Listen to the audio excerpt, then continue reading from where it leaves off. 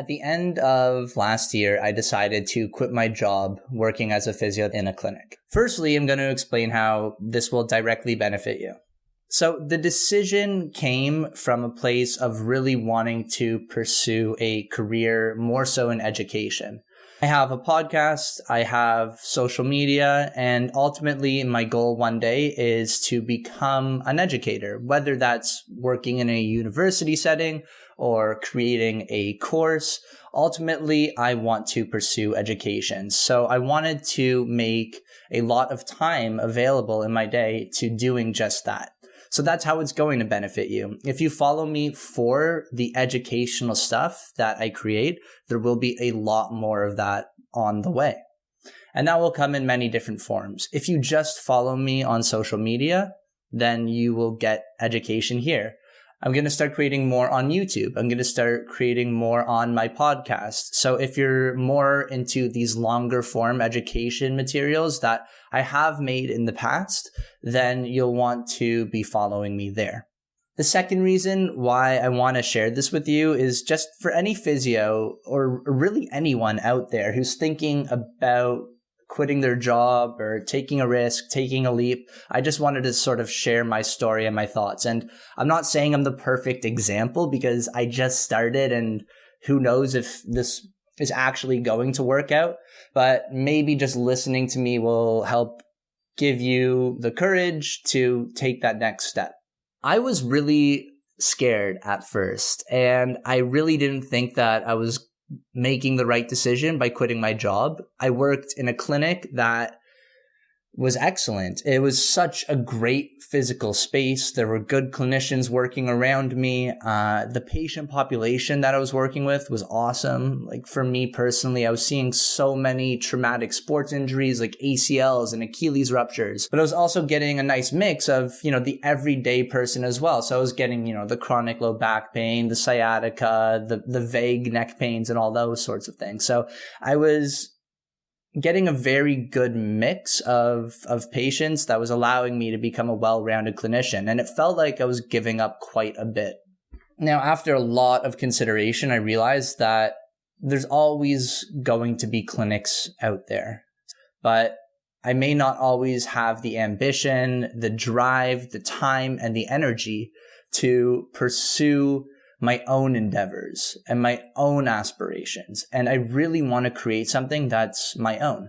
So because I feel that a clinic will always be there, the main risk that I see happening is more so the financial side of things. And not everybody will be able to take that leap and sacrifice making a living. I am fortunate that I have another job, being my physio network job, that will sort of help keep me afloat. I'm probably not going to make a lot of money in this first year of doing this. And if anything, I may be losing money from month to month, but it's at a rate that I'm comfortable with. And ultimately, I'm okay making that short-term sacrifice to my finances with the goal of creating something that is more sustaining and fulfilling in the future.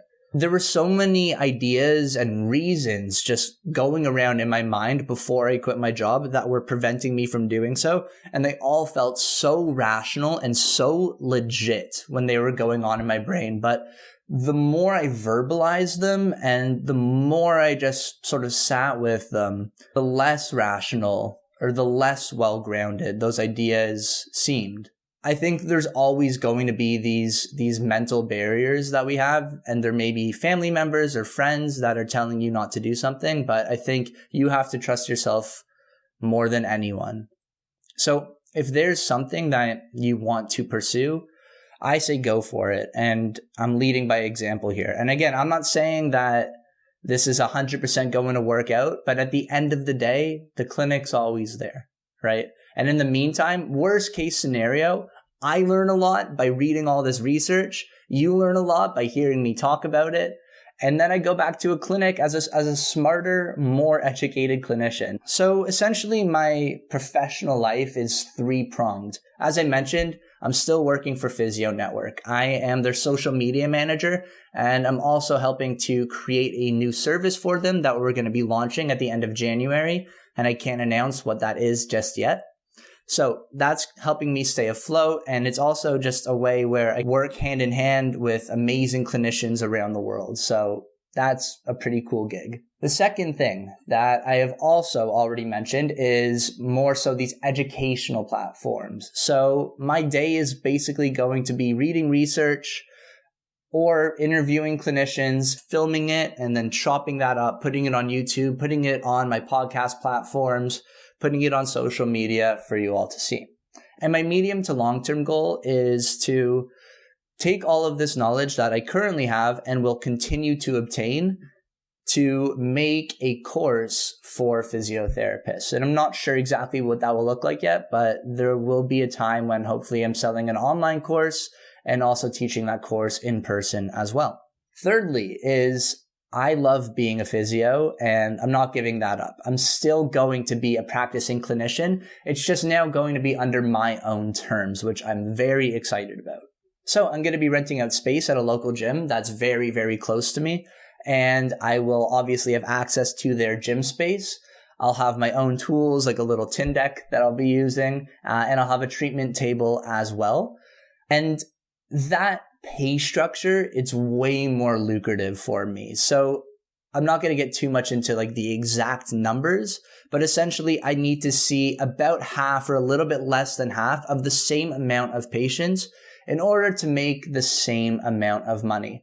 And I'm not a physio just for the money. Let me make that very, very clear. I think there's other professions that are better than physiotherapy if the goal is purely financial aspirations, but it's still something that is important to me. I still want to be able to make a living and have the freedom that I want to have in my life. So the fact that I'm getting paid about double per hour is awesome.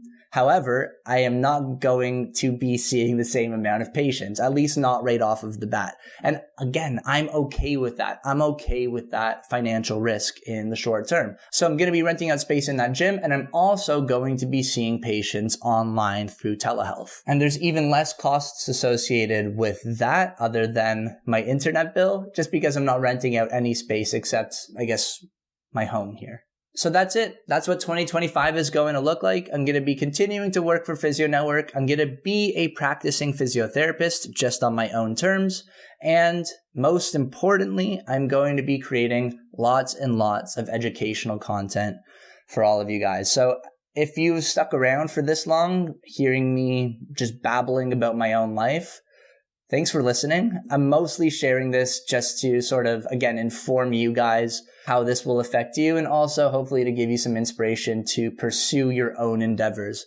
So thanks for following along. I hope you continue to do so. And you can reach out to me if you have any questions. My email is in the show notes.